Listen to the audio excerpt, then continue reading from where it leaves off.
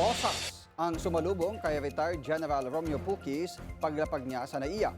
Arestado ang general kaugnay sa kanya umanong panawagan na pag-aaklas sa gobyerno. Ang detalye sa politiko update ni Isaiah Merafuentes ng Abante. Natin ang proseso! Kayo mismo ang lumalabag sa batas! Ba't marinig nyo, maintindihan nyo, sinasabi namin!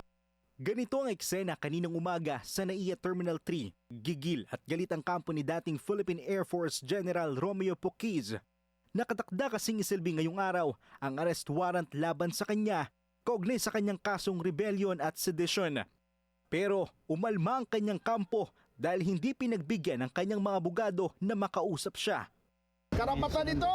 Hindi po ito pakiusap! We are not requesting, we are demanding! Dismayado ang kanyang mga abogado at para sa kanila, maling trato ito. Comment sir, hindi talaga pinakausap sa inyo yung kliyente. Alam naman natin. Nakita nyo naman gusto namin kausapin man lang sandali, hindi kami Grabe pinagbigyan. oh! Si Puquis ay nagsilbi bilang Air Force General noong administrasyon ni dating Pangulong Rodrigo Duterte.